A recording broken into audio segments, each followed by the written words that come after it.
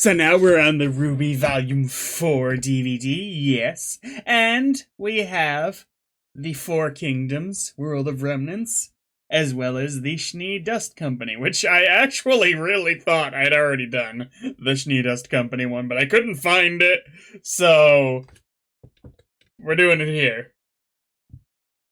Kingdoms! Vale, Mistral, Atlas, and Vacuo. I might be mispronouncing that last one. Very important to me that it works. Hello? One moment, please.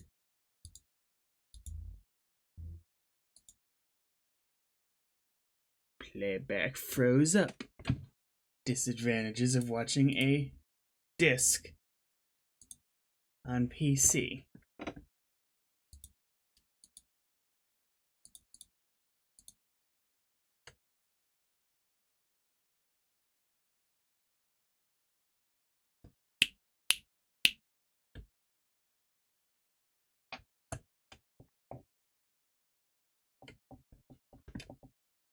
I want to do the thing.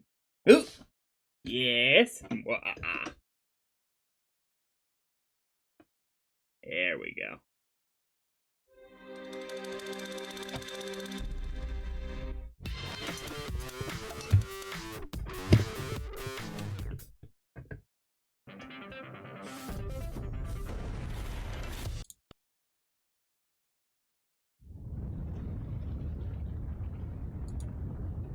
Now we can do the thing. Hopefully. Yes! Ah.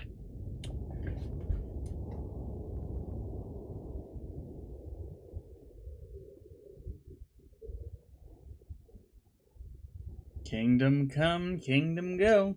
Vale. Well, school's definitely out. Let's start a volume 4, yep. Welcome to the world of Remnant. Not the best place to live, but depending on where you're staying, it can get a little easier. You've got towns and villages that pop up as fast as they fall. The faunas have menagerie, but the sweet spots are Vale, Mistral, Atlas, and Vacuo. What about that? Kingdoms of the modern era, and each one's special in its own little way.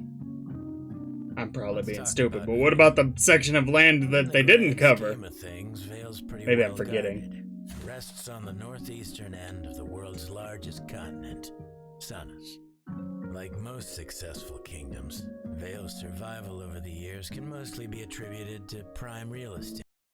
Its front is protected by steep mountains, and its back is against waters too shallow for any real threat to pop out of. Not to say I haven't heard some crazy fish stories. You're right. Aside from the main city, monsters in this world. After, the Vale territory also extends to several neighboring cities farther along the northwest coastline, as well as a small island named Patch. Nice place to raise a family, if you're into that sort of thing. Of course, all attempts to extend the kingdom's reach past the mountains and farther into the mainland have been colossal failures. But, like I said, in the grand scheme of things, Vale ain't half bad. I wonder if they try too big, too sweeping motions rather than a slow, steady growth that they would have to use. And more time just living their lives. Of course, with the fall of Beacon, everyone's a little more worried these days. Right. And they should be. Well, damn, you didn't have to end on the morbid factor. I get it, we know. Right. Where were we? Oh no! The east of Sanus. Stop! Crow! Stop drinking! That's where you'll find the kingdom of Mistral. Of the four kingdoms, Mistral has the most controlled territory, meaning you'll find a wider variety of ecosystems and lifestyles.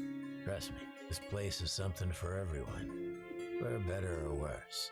The high society folks of Mistral are known worldwide for their contributions to fashion, architecture, theater.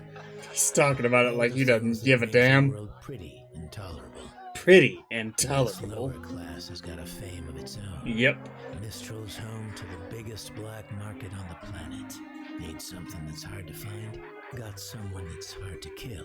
They can help, provided you've got the lien to pay for it. I want to meet that There's one guy. common thread that links all these people together, though, and that's their respect for nature, particularly the sea and the sky. The natural resources and geography of the area impacted Mistral's culture and technology in a big way. Its first settlers found shelter high up in the wind-carved cliffs, and as their population grew, so did their ability to utilize the land to its fullest potential. A real bunch of forward thinkers. Of course, the bigger the kingdom, the harder it is to govern. There's a reason traders and thieves flock to Mistral. Main cities. I guess Atlas is really the only one we know the internal politics for. Now she start to get a little farther out of sight. There's plenty of places to hide in Mistral. That's why you gotta know where to look. Let's hear what this one. This one's before us learning more. I suppose it's Significantly time we talked so. about the fine people at the top of the world. So is Vale, but we Atlas still is haven't Remnant's learned much, I don't youngest think. and arguably most successful kingdom. Or It's Vacuo. a bit of a special case. See, before the Great War, there was no Atlas. There was Mantle. That's At right. some point in time, a group of settlers were But they're crazy enough to separated. venture out into the northernmost continent of Solitas. I guess when you're that desperate, a frozen hunk of rock doesn't seem like such a bad place to call home. As a matter of fact, the harsh weather conditions proved to be just as useful as the mountain ranges when it came to keeping the creatures of Grim at bay. But it also kept the people of Mantle from flourishing. Humanity's got a neat trick up its sleeve, though. Dust. Whenever we're faced with a problem, Oh, our innovation. inclination is to find a solution. The cold climate of Solitas forced its settlers to adapt. They developed a more advanced technology, and they did it faster than the rest of the world. Because they had to survive. Yep. But it That was was- the Great War that really kicked things off. Necessity breeds New innovation. forms of dust application and weaponry allowed Mantle to expand. More and more territory was set aside for dust mining and research. The territory beside the kingdom's combat school, Alceus, was the most opportune area to construct a new R&D facility. But by the time things were all said and done, it would be much, much more. Alceus was reopened as Atlas after the Great War to house many of the warriors now seeking guidance. In an effort to give back to the citizens, Mantle applied all sorts of new dust techniques and technologies it had used in the war to beef up the Academy's campus. The school grounds expanded faster than they could have imagined, and even helped to better secure the surrounding areas. It wasn't long before the kingdom's military moved in, then the labs and research facilities. Ooh. Eventually, even residential areas started And popping it's up. Schnee up there. In time, it became apparent that the city of Mantle was living in Atlas' shadow. So the decision was made to move the kingdom's capital. Mantle was old news, and the kingdom of Atlas was born. A golden age of prosperity, they called it. But those left behind in Mantle Yep. would probably tell you that it was the coldest winter they ever knew. Ah, here is this one. Now, if there's one kingdom that's had it harder than the people of Mantle, it's Vacuo, the last of the four great kingdoms. The western end of Stannis is Yeah, I was barren gonna say and it should be the desolate farthest wasteland. west. Long ago, before man went and ruined everything, it was a paradise. In the center of the vast desert was an oasis unlike anything you'd ever seen. A jungle bursting with natural resources, geographical defenses, and the world's largest recorded deposit of dust. I mean, it sounds like 3 of the 4 kingdoms are good on geographical defenses. Little hidden gem, and over time, the kingdom of Vacuo thrived. At least in their main areas. Unfortunately, comfort breeds weakness. While the rest of Remnant had to learn and adapt in order to survive, Vacuo's ancient society kicked back and lived a life of complacency.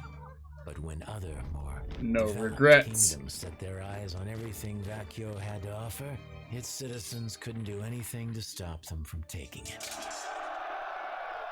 Damn. Years of human conflict, unrestricted mining, and ecological disasters have changed Vacuo. The paradise that was once there is practically indistinguishable from the surrounding deserts. Citizens live in makeshift homes, uprooting and traveling frequently in response to the fleeting resources and occasional attacks from the creatures of Grimm. After the Great War, a formal government was finally established. But by that point, the folks living in Vacuo didn't much care to uphold its laws, making Shade Academy the only real source of order in the kingdom. But order isn't everything. Vacuo may not be as prim and proper as the other 3 kingdoms, but it's still standing. And the people there have a mutual respect for one another. You see, there's really only one unspoken rule in Vacuo. If you can survive here, then you're welcome here. Ha! I like that. That's the one I was most interested in learning about. I mixed up Vale and Vacuo earlier. Oz would always say that the 4 kingdoms were a representation of what mankind is capable of when working together. Ever the optimist. Yeah, but when they can't work together. Sure could use him now. Now we're into the Schnee Dust Company.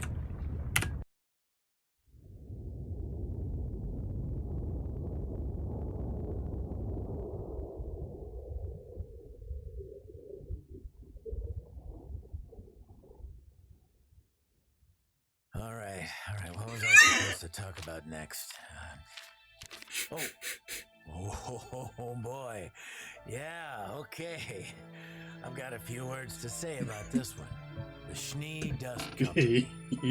Bunch of self-entitled, monopolizing SNOBs who only care about making a profit, no matter how many little people they gotta step on to make it happen. I knew he was gonna hate these. That's just my opinion. As you all know, our survival in the world of Remnant depends almost entirely on a crystallized substance known as dust. It powers our cities, fuels our machines, and gives us a fighting chance against the creatures of Grimm. Which means it's extremely valuable. Nowadays, it's almost impossible to buy dust products without the Schnee Company snowflake stamped on the box. But it didn't always used to be that way. Yeah, I wonder how they gained such a monopoly. Schnee was the son of a dust miner turned soldier. Born just after the Great War, he found himself at the perfect point in history to take full advantage of the world's next industrial revolution. The kingdom of Mantle, soon to be Atlas, was in a transformative period. They'd found themselves on the forefront of technology. It's not even to mention the unique semblance of the Schnees. Natural resources to do so. That's where old Nick came in. Rather than watch his kingdom become dependent on the aid of others, young Nicholas Schnee decided to spend his days at combat school. I bet it's Nikolas. In the dwindling Mantle mines. And any time in between, learning everything he could about anything he didn't know. That kid had a fire in his belly.